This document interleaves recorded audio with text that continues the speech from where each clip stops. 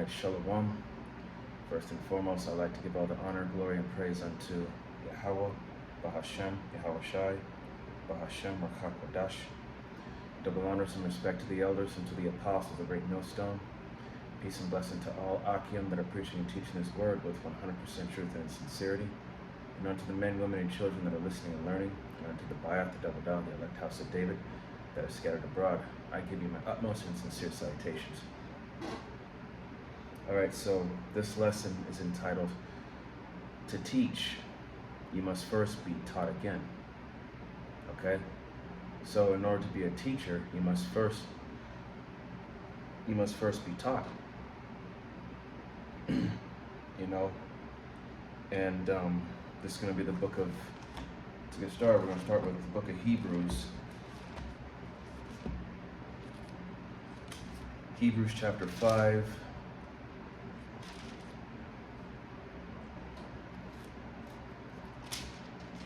Hebrews chapter 5, verse 12, and it says, For when, for the time ye ought to be teachers, you have need that one teach you again, which be the first principles of the oracles of the Most High, and are become such as have need of milk and not of strong meat. Okay? So, when you reach a certain level of skill, or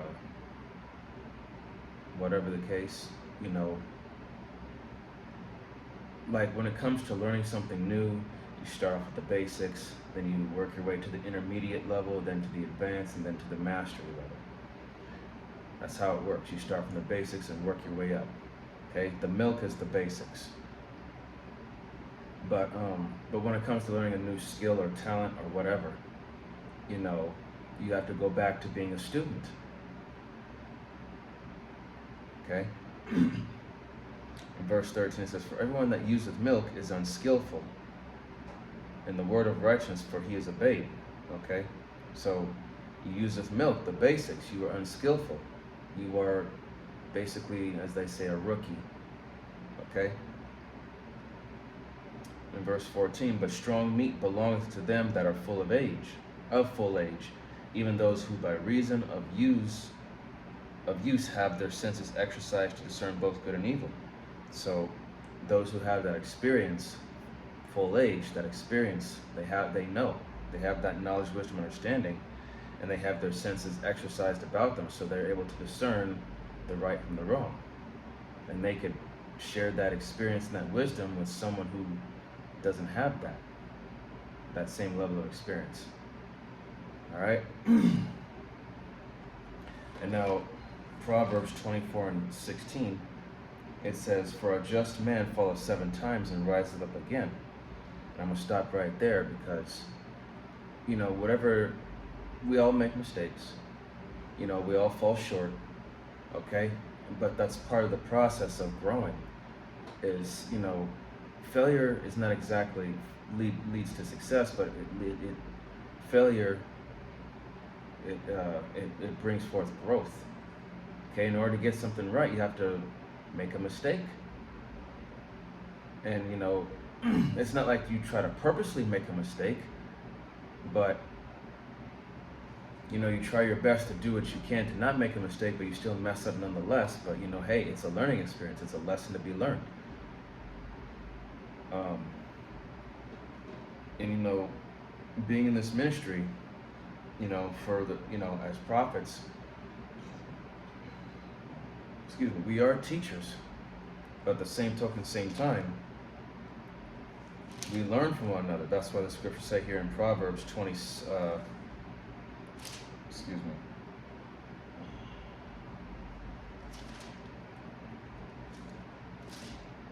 Proverbs chapter 27, verse 17. It says, Iron sharpeneth iron, so a man sharpeneth the countenance of his friend. Okay, so as a body, as a brotherhood, we're here for each other. Because we can all learn something from one another. Because each brother, each sister has a unique skill set or a certain knowledge and certain things that they could teach to one another. Like, you know, we have our own community. We help each other grow. We teach each other this and vice versa. We teach each other that. You know, that's part of, you know, That's how you become a more experienced and well-rounded individual, a teacher too. You know, just because you're a teacher doesn't mean that your path of learning is over. It's still going. That's why the scriptures say this. This is going to be 1 Corinthians. 1 Corinthians chapter 12. Get this right here. 1 Corinthians chapter 12, starting at verse 4, and it says, "Now there are diversity of gifts, but the same Spirit." Verse 5, "And there are differences of administrations, but the same Lord." And verse 6, "And there are diversities of operations, but it is the same power, which worketh all in all." So again, diversity of gifts, skills, talents, what you're good at. And differences of administrations, differences of, your position and where you're placed.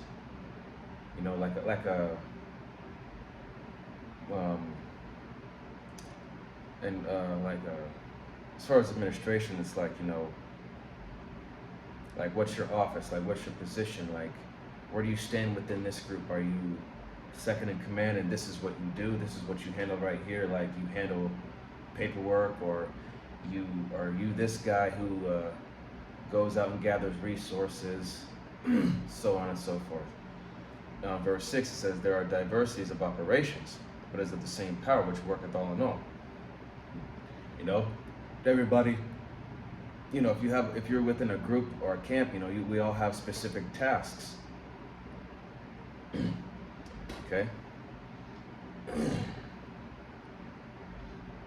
But it's of the same power, because we're all working towards the same goal. We're all working for the edification of the body and for the glory of Yahweh B'Shem Yahushai. Verse 7, "But the manifestation of the Spirit is given to every man to profit withal." 8, "For to one is given the spirit of the word of wisdom, to another the word of knowledge by the same Spirit." Verse 9, "To another faith by the same Spirit, to another the gifts of healing by the same Spirit."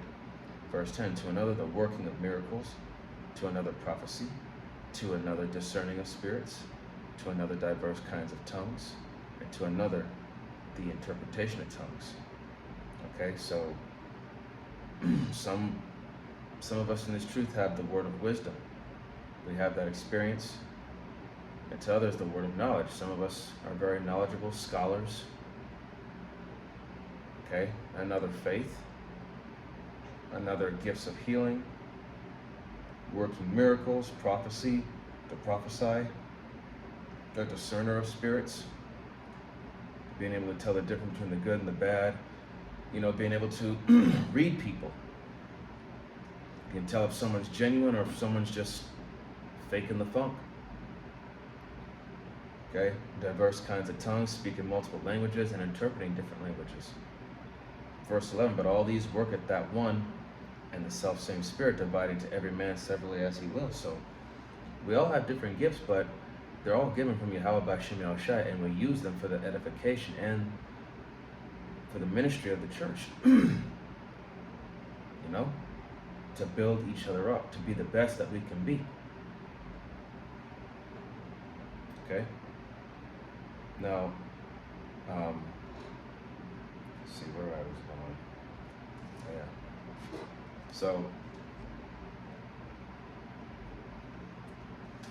in fact, 2 Timothy, if I can find it, let's see if I...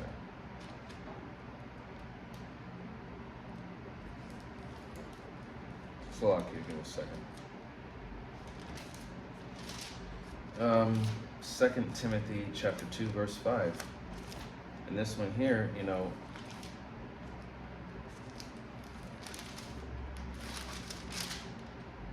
okay, so 2 Timothy, 2 and 5, and it says here, "And if a man also strive for masteries, yet is he not crowned except he strive lawfully." Okay, so we're striving for the masteries. We're trying to perfect ourselves trying to perfect our craft, which is the word, man. And our like I said, our skill sets, our gifts, our talents, you know, what we can do. We try to perfect that, make ourselves, a master in those certain aspects of what gifts that we were given by the Lord, Yep, we strive lawfully. Okay, we're striving for perfection. We're striving for that crown. Okay, we're not trying to strive for the corruptible crown, which is the crown of this world. We're not trying to strive to appease the people or to be popular or to be that, as I say, the number one. We're not trying to do that. Not in this. We're not trying to do that.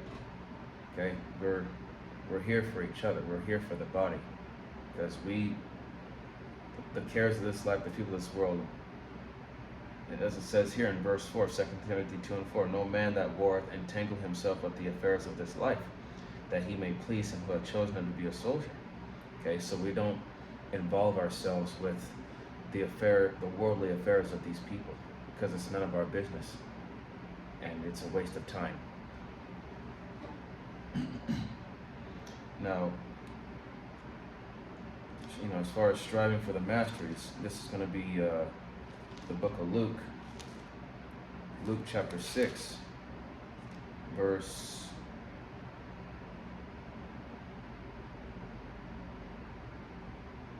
let's see.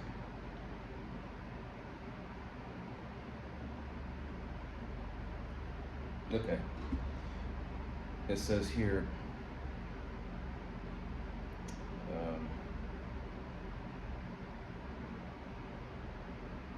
Luke 6:40, it says, the disciple is not above his master, but everyone that is perfect shall be as his master. So in other words, the student is not above his master, but everyone that is perfect shall be as his master. That's saying, if you have a student that's fully trained and has his senses exercise there, and his senses and his discernment exercise thereby, he becomes as his master. That's why they say, in certain films, the student has become the master, which means that the student is now on the level, because the master now sees that his student has fully learned and utilized everything that was taught. That's why it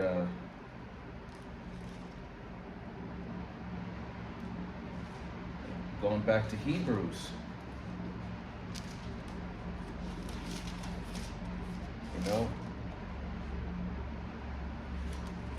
Hebrews chapter 5,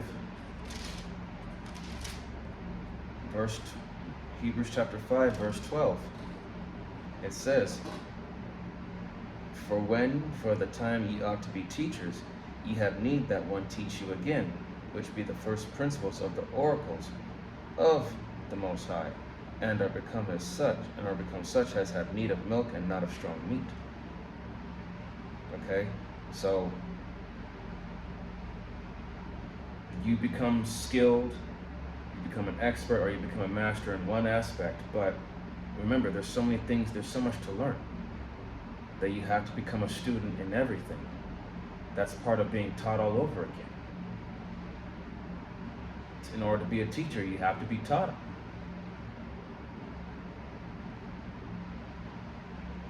And with that,